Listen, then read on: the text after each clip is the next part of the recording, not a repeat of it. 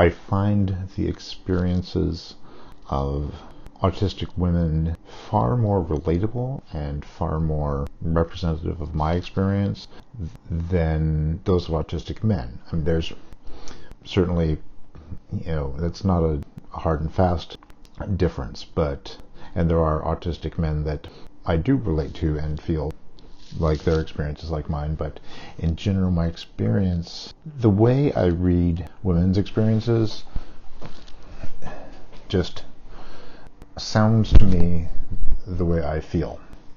And so I've been looking for ways to explore that a little further, and I noticed that in the book Autism in Heels by Jennifer Cook, credited Jennifer Cook O'Toole, but she's going by Jennifer Cook now, she has what she calls the Chick List Checklist, a portrait of women, girls, and our unique autism style. And so I've gone through this list. Some of them really ring bells for me, some of them don't at all.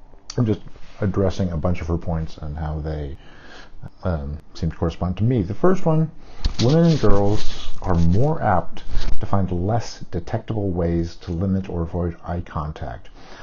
I'm still kind of figuring out my relationship to eye contact. I never thought of it as something that I couldn't do, but since I've been learning about autism and other forms of neurodivergence and the effect that eye contact can have on people, I've been intentionally doing less of it.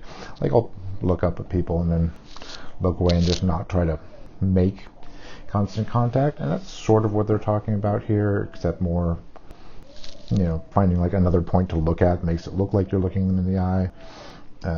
There's some others in here that didn't really ring bells for me, but that's just, unlike our male counterparts, it's the level of intensity and almost professorial knowledge about our special interest, rather than the interests themselves, that set us apart from neurotypical peers. And that's an interesting thing for me to think about. I certainly am. It's pleasant to think that I have an intense and almost professorial knowledge of subjects that I'm interested in. Like it says, do the interests themselves, do they set me apart from neurotypical peers? As one of my friends mentioned, some of the things that I've obsessed about over the years, especially when I was young, for example, music.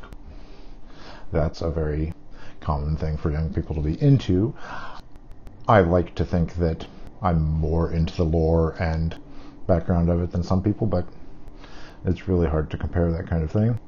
She lists a variety of timeline of what she calls frequent passions or special interests among women. Some of them, like Disney, is totally not my thing. Others, interesting, she says, the first she lists is genealogy and timelines. And that makes me think of a few different things. One is that I frequently say that numbers mean nothing to me and I don't remember numbers, except the one thing I can remember is years, and often specific years. Sometimes it's just sort of roughly on the timeline. I like, if I hear about, if someone names something or someone from history, I like knowing that I can sort of place them at least in a century, and because I can sort of visualize the scope of history over time that way. And genealogy is interesting because I'm really not very interested in my own family's genealogy. I mean, I've picked up some little bits of it from family members who do that, and some of it's kind of interesting, but not interesting enough for me to do it.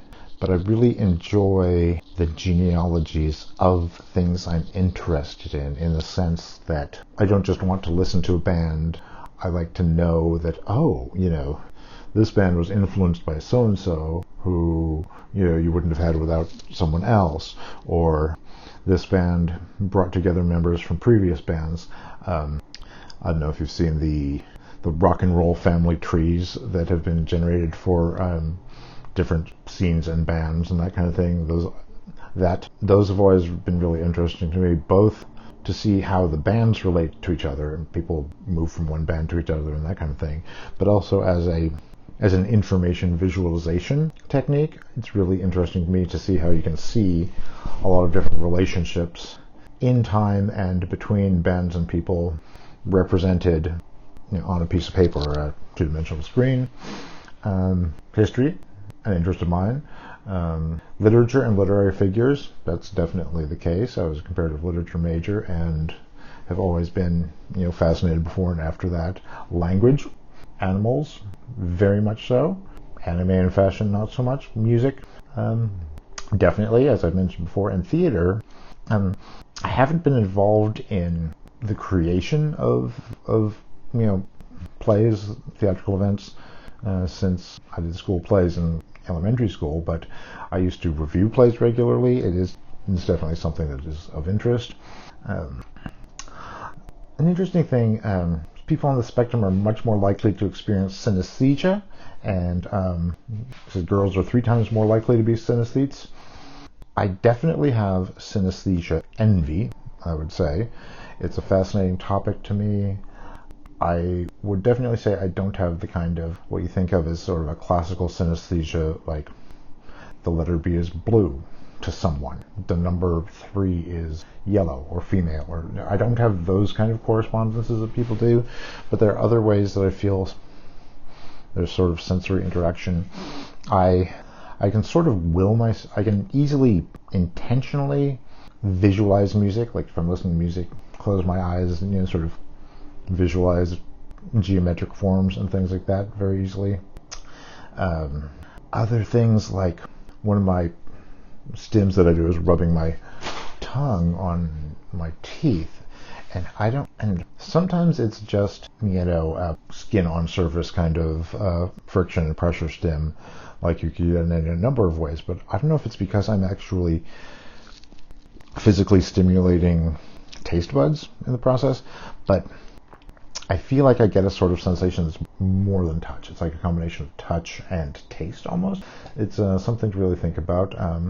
She talks about gender identity, and that women who are autistic are more likely to exhibit androgyny, gender fluidity, things like that. I'm pretty male. I'm not female, I'm not trans, I'm not non-binary, but at the same time my version of male is not every man's version of male.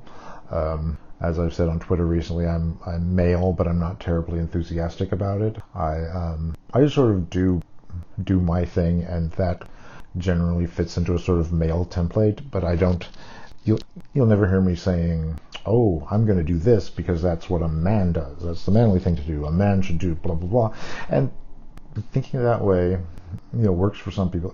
It can be toxic for some people, but it can be healthy and just work for some people. But that's not me.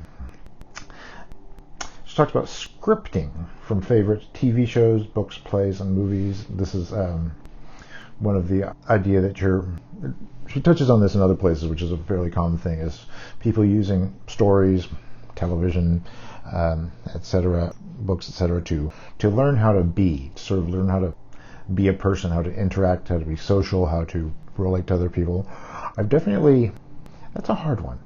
I generally haven't said to myself, oh, I'm going to read this book to learn how to be a person, interact, whatever. But that's how I've used it, even if I didn't tell myself that's how I was using it. It's talking about, copying dialogue, learning and copying dialogue from movies and things.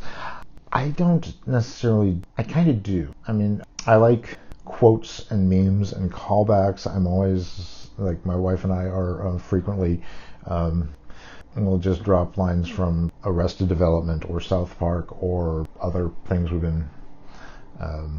that we've been watching, that certain lines, certain bits of stories are just sticky, as people like Seth Godin said in that sort of circa 2000 boom of new media marketing and that kind of thing. It's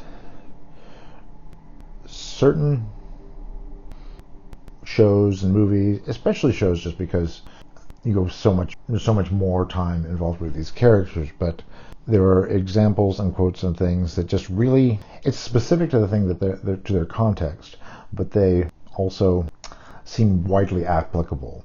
And I mean, it's the same tradition as, when you would quote Shakespeare.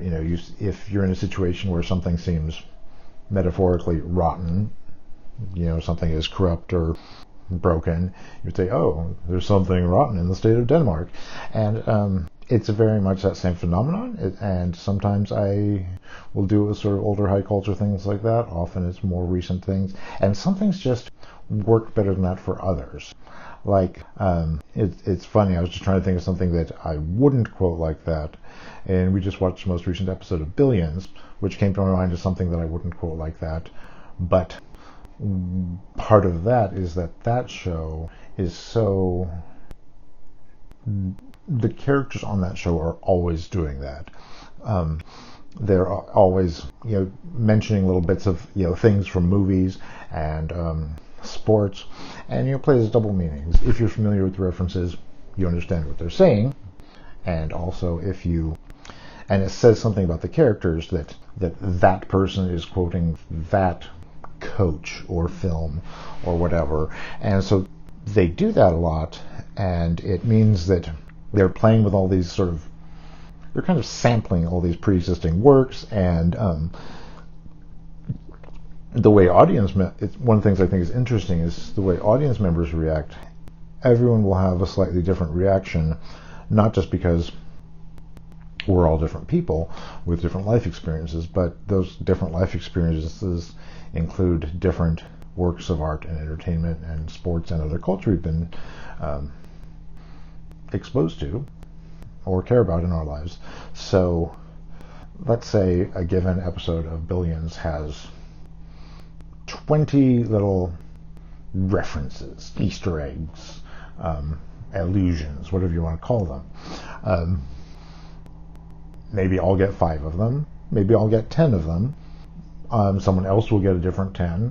Some will only get a few, but they may be ones that are crucial to the story. So I just think it's interesting when you like I said earlier, people will always have different reactions to the same work of art or entertainment, but it sort of adds another layer when it's rich with callbacks to other cultural things. And I've been going for over 15 minutes, so I'm going to leave it for there and come back to this another time.